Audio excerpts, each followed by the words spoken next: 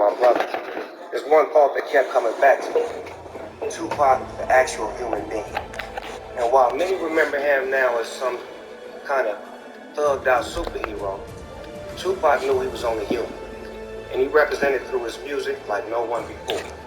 It's a fact that he never shied away from. He wore it like a badge of honor. With an unapologetic rawness, Pac embraced those contradictions that prove we ain't just a character out of someone else's storybook. To be human is to be many things at once.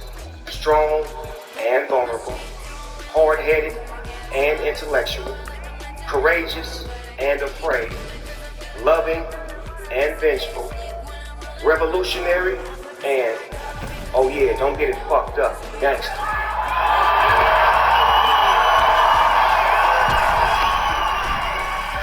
So, while we may be here today to celebrate one of music's most prolific and outspoken artists, as he's rightfully enshrined amongst the greatest musicians to ever do it, I'm here to make sure that Pac is remembered the way he would have wanted to be. A strong black man that stood for his.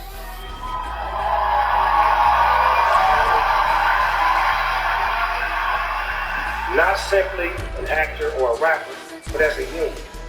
That's what made Tupac an amazing actor on the big screen in movies like Above the Rim and Juice. That's what made him refuse to lower his head when railing against injustice towards his people. That's what made us so engaged with everything he ever did, both before and after his death. That's what made Tupac the greatest rapper of all time.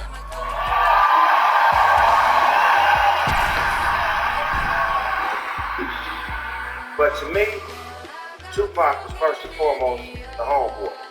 We shared a whole lot in common. In a way, our journey started together. We were both born in the same year, 1971. He released his first single track from his scorching first album, Tupacalypse Now, in late 1991. Not even a year later, I would make my debut alongside Dr. Dre on the song Deep Cover.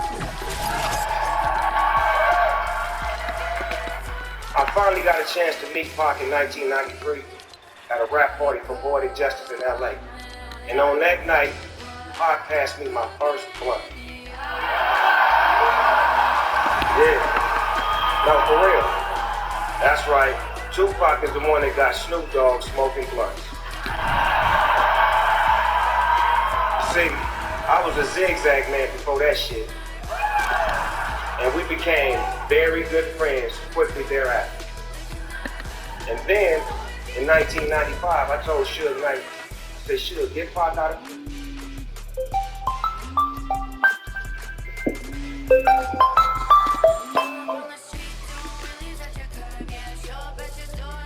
Hello.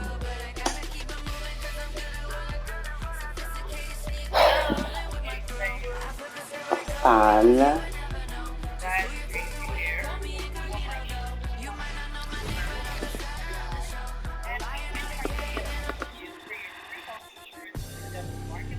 No, thank you. Yes. Yes. You too.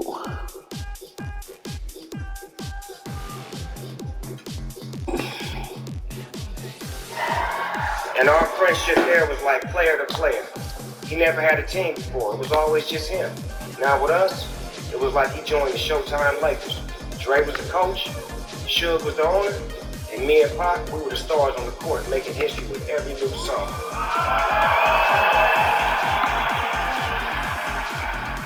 We were young, rich, and rock stars. But we were also young black men with targets on our back. We were catching cases simultaneously. That's why when we got together, we really were two of America's most wanted. He had just gotten out of jail. I had just beat my case. I get a white Rolls Royce with that creamy peanut butter interior. And Pac, he'd go out and buy a black one with the same thing. He'd have his tailor come over and lace us up with them Hugo Boss suits, mafia style. He put me up on a lot of boss player shit like Gucci and Versace and shit I can't even pronounce.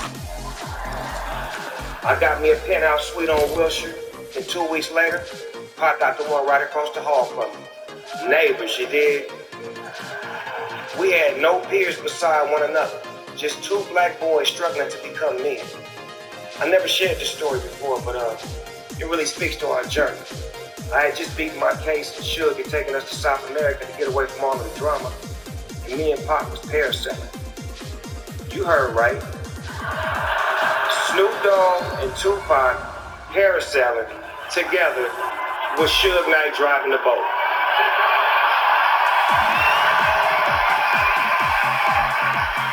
Now, you gotta remember, I had just beat my case and Pac had just got out on bail, so we'd have tried anything at this point. Does anybody know what parasailing is? Because we damn sure didn't. Me and Pac was sitting on the edge of the boat with all this gear and shit on, and all of a sudden the boat pulls away and we start floating up in the air. We scared as a motherfucker, damn near holding hands. And Suge ass kept dropping the lever and slamming us into the water like boom. I don't know what was in there. Could have been sharks, octopuses, or whatever. And I'm like, man, quit playing. It was crazy because not only did we think we were on top of the world at that time, we actually were on top of the world. Floating around in the sky.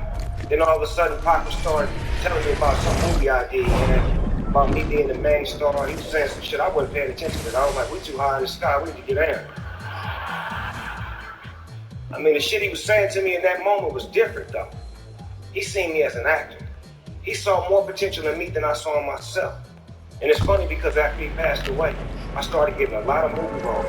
And I always felt that Pac was looking out for his nigga, even after he was gone.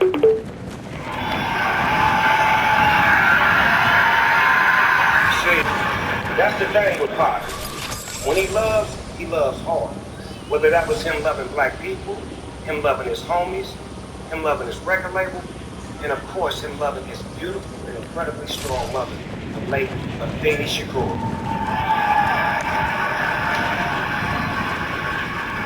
Memories of Miss Shakur are embedded in my mind. Right after I heard Tupac got shot, I immediately flew to Vegas. I walked in the room and I seen him lay down in the bed, all kind of clothes and shit in him. I was so weak, I damn near fell over. And his mom came over to me, she grabbed me, she held me up, and she said, baby, you got to be strong. And I went and sat next to him and I was whispering to him, telling him I loved him, and to hold on and he was going to be okay. And even in that moment, his mom was thinking more about me than herself and showing me how to love strong. I mean, it was amazing that his mama was so strong and loved so hard.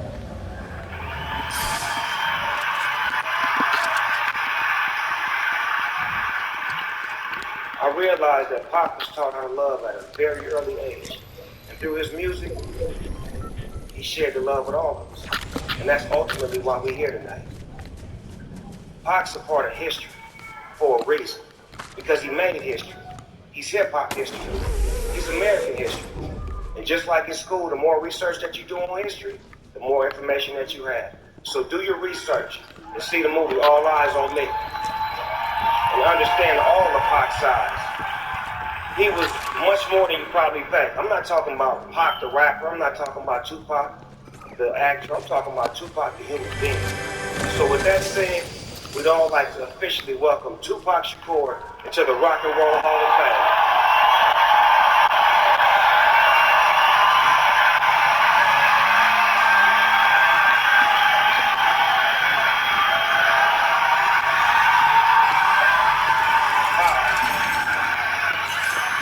Tupac, we love you, dog. You're gonna always be right with us. We know you're gonna live forever. The legends always do. They can't take this away from you, homie. And since my brother is not here in the physical form, I'll accept this honor on his behalf. I love you, Tupac. Welcome to the Rock and Roll Hall of Fame. Thug life.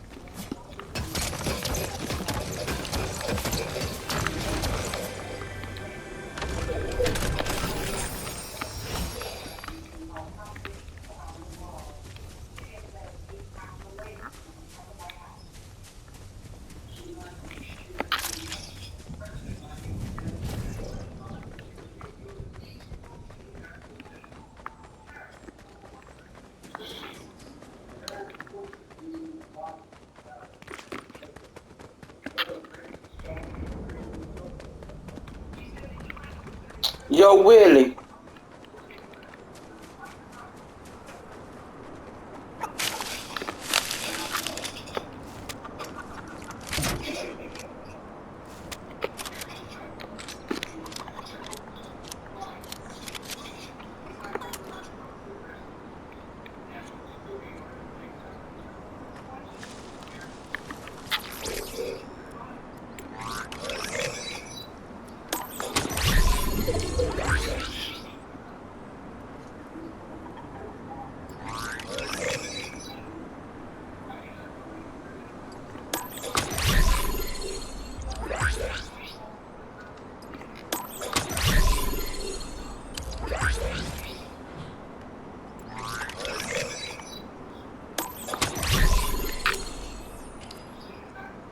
Yo, Willie.